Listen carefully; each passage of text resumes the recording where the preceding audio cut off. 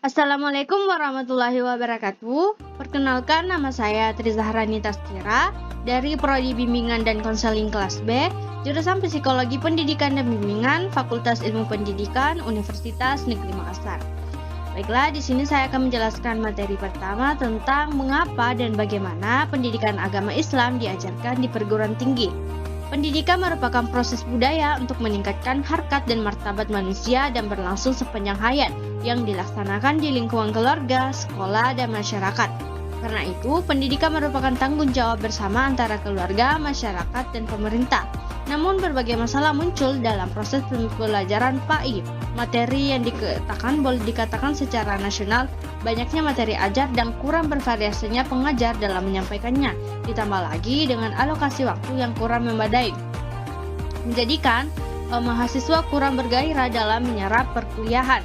Kesan yang sering muncul di kalangan mahasiswa adalah mata kuliah wajib lulus. Ini seakan berubah menjadi wajib diluluskan karena kalau tidak lulus akan menjadi hambatan bagi mata kuliah di atasnya.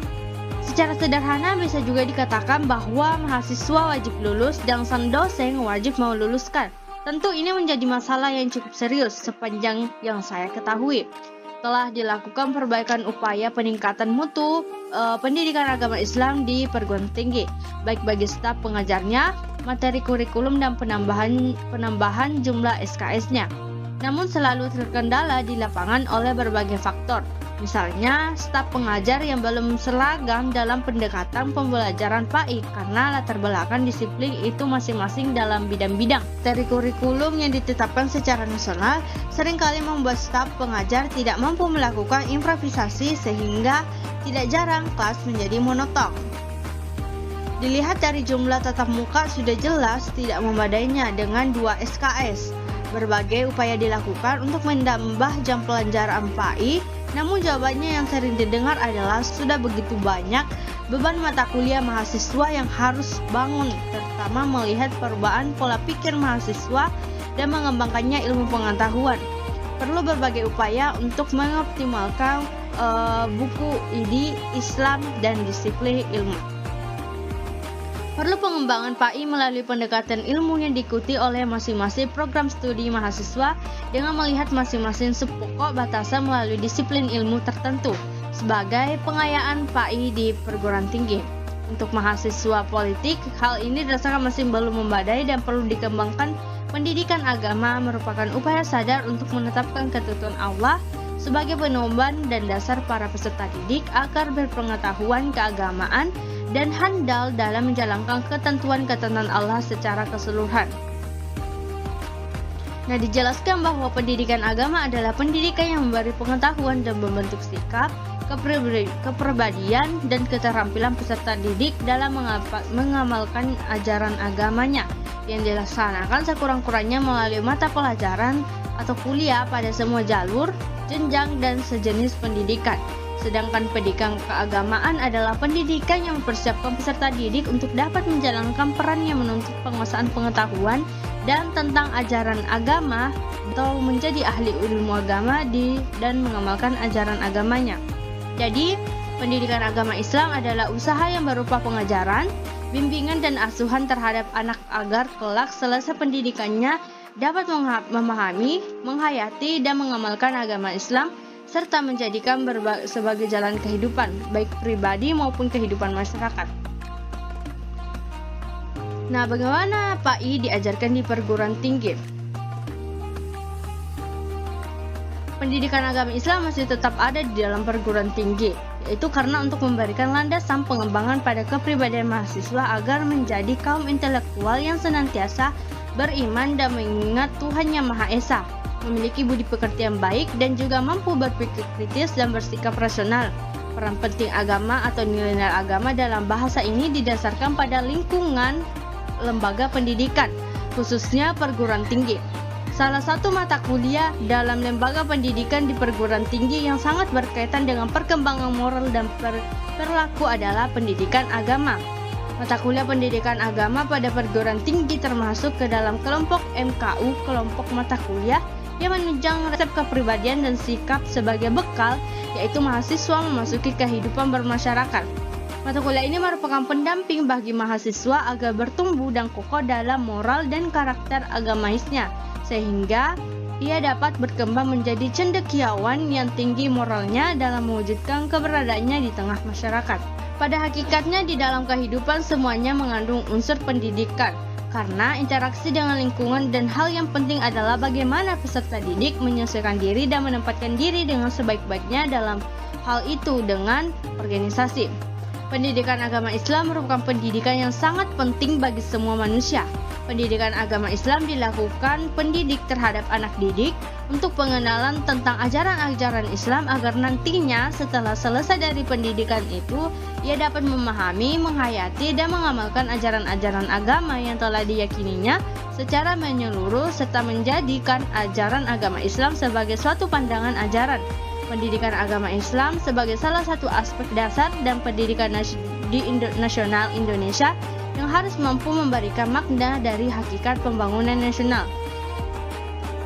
Dengan demikian, strategi pendidikan agama Islam di semua lingkungan pendidikan tidak mampu memotivasi kehidupan, melainkan yang menginternalisasikan nilai-nilai dasar yang bersifat absolut dari Tuhan ke dalam pribadi manusia, sehingga menjadi sosok pribadi yang utuh dan mampu menjadi filter dan selektor yang mampu menjadi penangkal terhadap serta segala dampak negatif dari dalam proses maupun dari luar proses pembangunan nasional. Selanjutnya adalah materi tentang bagaimana manusia bertuhan. Nah, ciri-ciri manusia bertuhan dan perbedaan manusia bertuhan dan manusia tak bertuhan yaitu yang pertama, ciri-ciri manusia bertuhan yaitu mengakui kebesaran dan keagungan Tuhan yang diwujudkan dengan berbagai cara, menyadari bahwa dunia serta isinya adalah ciptaan Tuhan, manusia dianugerahi akal dan budi yang dapat dikembangkan secara maksimal, dan yang terakhir, manusia memiliki keterbatasan yang kadang sukar dijelaskan. Perbedaan manusia yang bertuhan dan manusia tak bertuhan yaitu manusia yang bertuhan adalah manusia yang diliputi rasa peri kemanusiaan, rasa keyakinan, dan rasa persaudaraan. Manusia yang tidak bertuhan adalah manusia yang selalu terbawa oleh nafsu-nafsu dan watak. Kepercayaan kita terhadap Tuhan sangatlah beragam. Ada yang sangat mempercayai tentang adanya Tuhan sehingga ke dasar hatinya, sehingga apabila disebutkan namanya hatinya akan bergetar.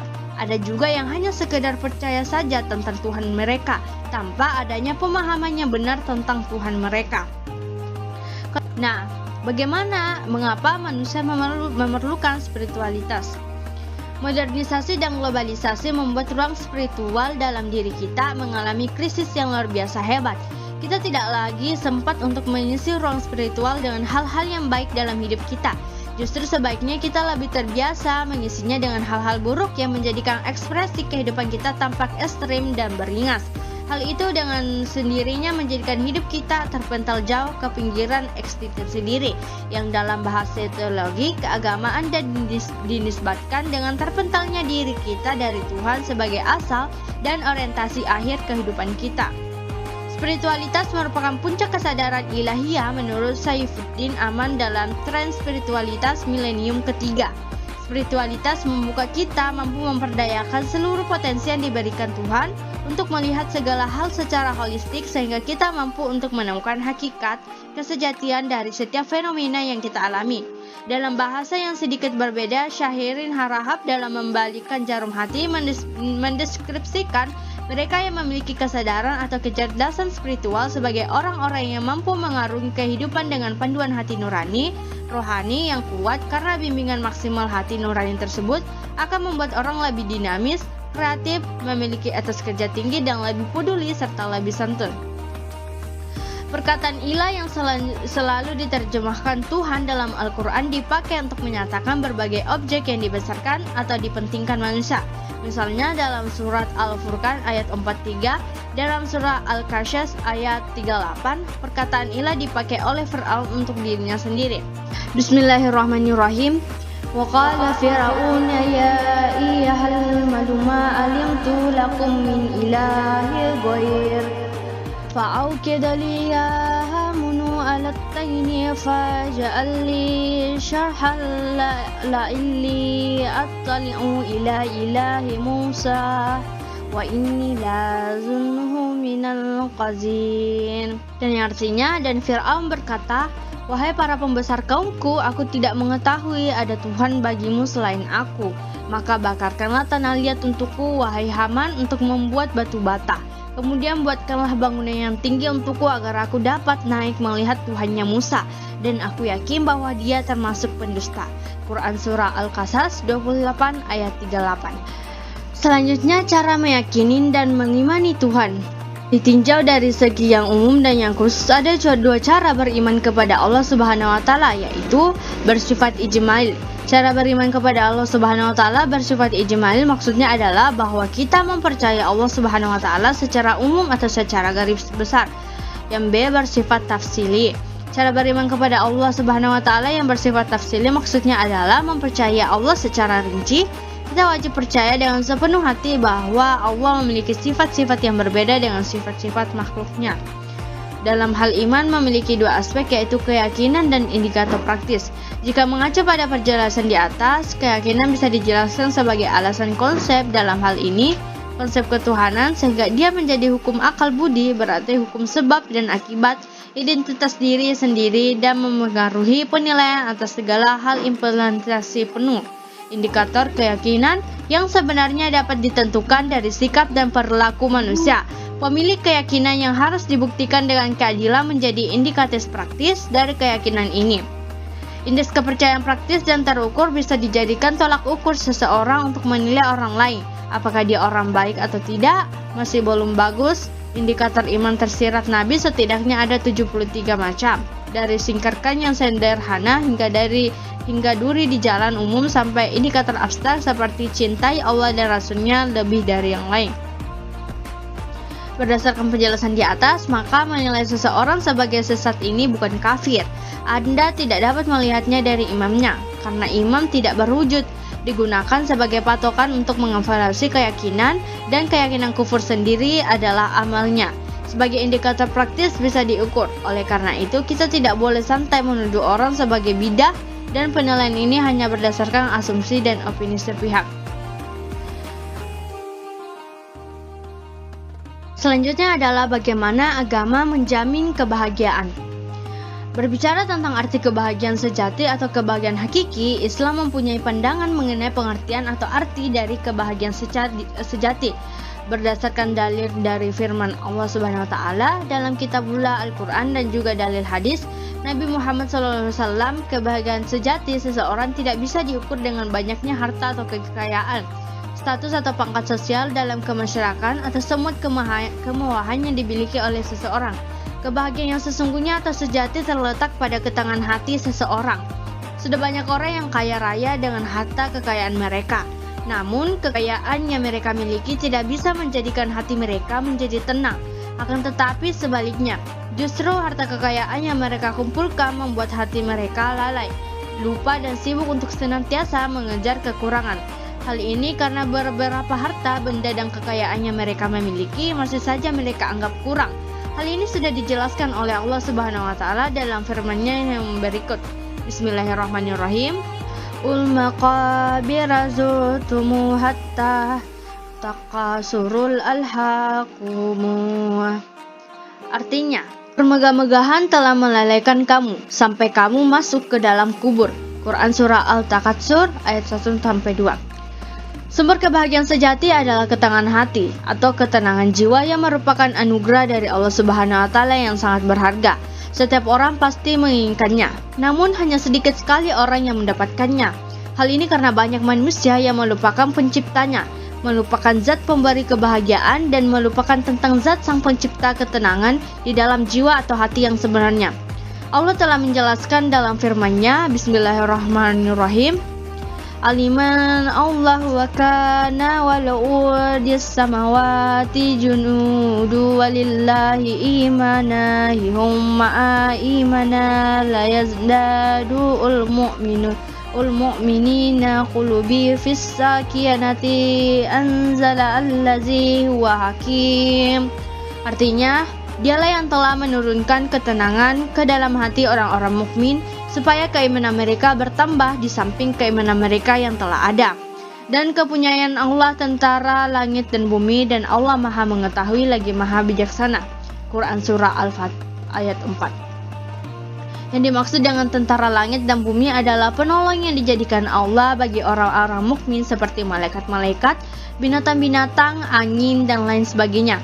Dari penjelasan firman Allah Subhanahu wa taala tersebut dapat disimpulkan bahwa seseorang yang menginginkan kebahagiaan, ingin mempunyai hati dan jiwa yang tenang, tetapi lupa kepada Sang Penciptanya, maka semua keinginannya tersebut hanyalah sia-sia belaka.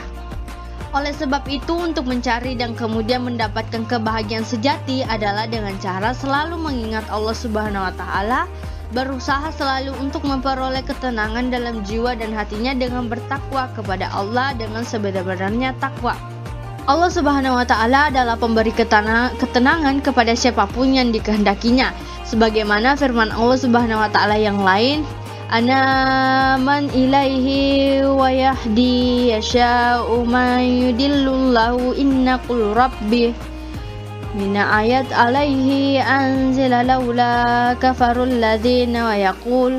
Artinya, orang-orang kafir berkata, "Mengapa tidak diturunkan kepadanya Muhammad tanda mukjizat dari Tuhannya?" Katakanlah, sesungguhnya Allah menyesatkan siapa yang Dia kehendaki dan menunjuki orang-orang yang bertaubat kepadanya. Quran Surah Ar-Ra'd ayat 27. Dan juga Allah berfirman, Bismillahirrahmanirrahim, wa husna wassalihin wassahudai wassadiyakinan nabiyina minal alaihillahu an amalazina ma'a fa'alaika warrasulullah yuti'i wa ma'alima billahi wa qafallah min ulfadlu zalika ikwara fi ulaik. Artinya, dan barang siapa yang menaati Allah dan Rasulnya, mereka itu akan bersama dengan orang-orang dianugerahi nikmat oleh Allah, yaitu nabi-nabi, para siddiqin, orang-orang yang mati syahid, dan orang-orang saleh. Dan mereka itulah teman-teman yang sebaik-baiknya. Yang demikian itu adalah karunia dari Allah, dan Allah cukup mengetahui. Quran Surah An-Nisa ayat 69-70. Selanjutnya, menelusuri konsep dan karakteristik agama sebagai jalan menuju Tuhan dan kebahagiaan. Kebahagiaan dalam Islam adalah kebahagiaan otentik, artinya lahir dan tumbuh dari nilai-nilai hakiki Islam dan mewujudkan dalam diri seorang hamba yang mampu menunjukkan sikap tobat, melakukan introspeksi diri dan koreksi diri, untuk selalu berpegang pada nilai-nilai dan kebenaran ilahiyah, mensyukuri karunia Allah berupa nikmat iman, Islam, dan kehidupan. Selanjutnya, mendeskripsikan esensi dan urgensi komitmen terhadap nilai-nilai tauhid untuk mencapai kebahagiaan. Nilai-nilai hidup yang dibangun di atas jiwa tauhid merupakan nilai positif, nilai kebenaran, dan nilai ilahi yang abadi yang mengandung kebenaran mutlak dan universal. Nilai mutlak dan universal yang terdapat di dalamnya dapat menjadikan misi agama ini sebagai rahmatan lil alamin, agama yang membawa kedamaian, keselamatan, kesejahteraan, dan kebahagiaan umat manusia lahir dan batin. Komitmen terhadap nilai-nilai universal Al-Quran menjadi syarat mutlak untuk memperoleh kebahagiaan. Roh kebahagiaan adalah jiwa tauhid yang di atas jiwa tauhid itu nilai-nilai universal dibangun. Komitmen terhadap nilai-nilai itu merupakan metode dan strategi untuk mendapatkan kebahagiaan. Selanjutnya, mengintegrasikan iman, Islam, dan ihsan dalam membentuk ihsan kamil. Alasan mengapa iman, Islam, dan ihsan menjadi persyaratan dalam membentuk ihsan kamil yaitu mari kita telusuri konsep iman, Islam, dan ihsan dan ihsan kamil. Anda tentu mempunyai konsep atau persepsi tentang tentu. Dalam perguruan PAI, hampir semua mahasiswa berpendapat bahwa iman adalah percaya. Jadi seseorang dapat disebut beriman jika orang itu percaya akan adanya Allah, percaya akan adanya malaikat-malaikatnya, percaya akan adanya kitab-kitabnya, percaya akan ada rasul-rasulnya, percaya akan adanya hari akhir, dan percaya kepada takdir baik dan buruk. Ketika ditanyakan kepada mereka, apakah Anda percaya akan adanya Allah? Mereka semua memberikan jawaban yang sama. Kami percaya akan adanya Allah. Kami percaya akan adanya malaikat-malaikatnya, dan seterusnya. Kemudian jika ditanya lebih lanjut, adakah manusia yang tidak percaya akan adanya Tuhan? Adakah manusia yang tidak percaya akan adanya malaikat? Dan seterusnya. Pertanyaan-pertanyaan berkaitan dengan rukun iman, hampir semua mahasiswa menjawab, Tidak ada seorang manusia pun yang tidak percaya akan adanya Tuhan. Tidak ada seorang manusia pun yang tidak percaya akan adanya malaikat, dan seterusnya. Semua manusia percaya akan adanya Tuhan. Semua manusia percaya akan adanya malaikat, dan seterusnya. Jika makna iman itu sekadar percaya, berarti semua manusia di dunia ini beriman. Karena semua manusia percaya akan adanya Tuhan. Semua manusia percaya akan adanya malaikat, dan seterusnya. Jadi tidak ada seorang manusia yang kafir. Mungkin di antara Anda ada yang memberikan jawaban berbeda dengan mereka. Bukankah di dunia ini ada orang-orang yang ateis atau tidak bertuhan? Jadi orang-orang ateis itulah yang kafir. Kemudian orang-orang Islam pun berargumentasi bahwa makna beriman itu haruslah lengkap, mencakup beriman kepada Nabi Muhammad SAW sebagai Rasul. Jika batasnya ini, maka hanya orang-orang Islamlah yang beriman itu, karena orang-orang di luar Islam tidak mengimani Nabi Muhammad SAW. Jika ditanyakan kepada mahasiswa siapakah di antara dua orang ini yang lebih baik di hadapan Allah, apakah si A yang dermawan dan baik budi pekertinya serta selalu memohon pengampunan Tuhan karena dirinya merasa paling besar dosa-dosa dan kesalahannya, tetapi dia beragama Konghucu, ataukah si B sang koruptor jahat dan berbudi pekerti buruk serta sombong dan ria tetapi dia beragama Islam? Para mahasiswa biasanya sangat sulit memberikan jawaban. Bagaimana pendapat Anda?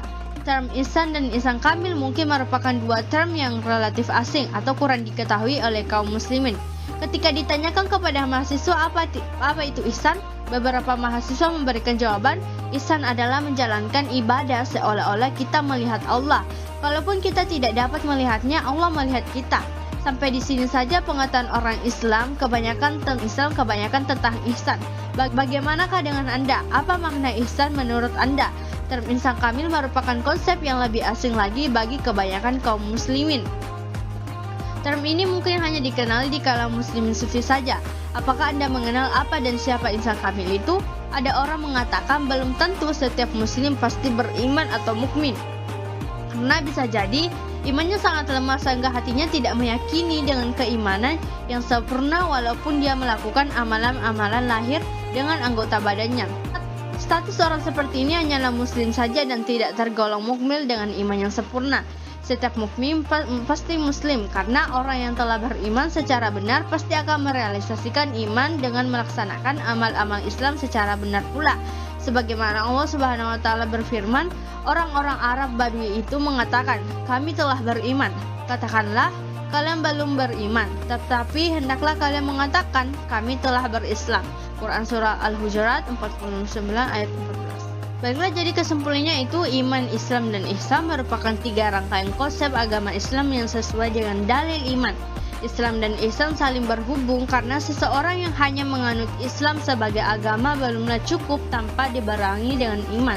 Sebaliknya, iman tidaklah berarti apa-apa jika tidak didasari dengan Islam. Selanjutnya, kebermaknaan Islam dan iman akan mencapaikan kesempurnaan jika dibarengi dengan ihsan.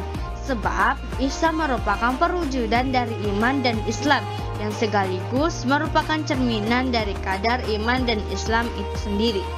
Baiklah, materi selanjutnya yaitu menanyakan alasan mengapa paradigma Qur'ani sangat penting bagi kehidupan modern. Al-Quran bagi umat Islam adalah sumber primer dalam segala segi kehidupan. Al-Quran adalah sumber ajaran teologi, hukum, mistisisme, pemikiran, pembaharuan, pendidikan, akhlak, dan aspek-aspek lainnya. Tolak ukur benar atau salah, baik atau buruk, dan indah atau jelek adalah Al-Quran. Jika mencari sumber lain dalam menentukan benar atau salah, baik atau buruk, dan indah atau jelek, maka seseorang dianggap tidak konsisten dalam berislam. Suatu sikap hipokrit yang dalam pandangan Al-Quran termasuk sikap tidak terpuji. Untuk apa Al-Quran diturunkan? Apa tujuan Al-Quran diturunkan?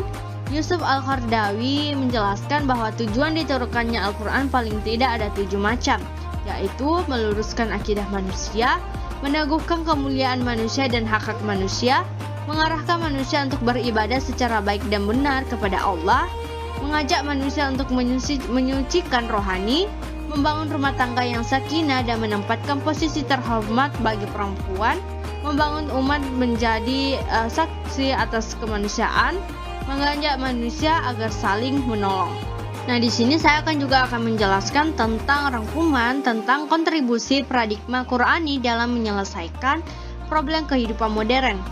Nah, Anda telah melihat fakta sejarah bahwa kemajuan, kedamaian, keamanan, dan kesejahteraan yang telah dicapai pada masa keemasan Islam adalah wujud dari aktualisasi Al-Quran sebagai paradigma kehidupan. Kemajuan itu kembali akan diraih dan akan menjadi milik umat Islam jika umat Islam sekarang bersikap yang sama terhadap Al-Quran sebagaimana umat pada zaman keemasan bersikap terhadap Al-Qurannya, yakni menjadikan Al-Quran sebagai paradigma dan akhirnya menjadi hidayah dalam segala aspek sekaligus sebagai paradigma pemecahan problem kehidupannya. Paradigma Qurani telah berkontribusi dalam mewujudkan kemajuan dan kemodernan pada zaman keemasan Islam yang ditandai dengan kemajuan pesat perkembangan iptek di dunia Islam yang berimplikasi terhadap kemajuan di bidang lainnya, ideologi, politik, ekonomi, budaya, militer, pendidikan, perdamaian, keamanan, dan kesejahteraan lainnya. Nah, kesimpulan yang bisa diambil dari bagaimana membangun paradigma Qurani yaitu paradigma Qurani adalah cara pandang, cara berpikir tentang suatu realitas atau suatu permasalahan berdasarkan Al-Quran. Adanya kesadaran bagi seluruh umat muslim adalah yang terpenting untuk menjaga dan mewujudkan paradigma Qurani ini. Karena tanpa kesadaran dari umat Islam ini, paradigma tak akan terwujud dan mungkin bisa saja terjadi kekacauan bagi seluruh muslim karena memang hanya Al-Quran pedoman bagi seluruh umat Islam. Baiklah, itulah materi yang bisa saya sampaikan. Mohon maaf apabila ada kata yang salah tentang pemaparan materi semua saya tadi. Saya akhiri, wassalamualaikum warahmatullahi wabarakatuh.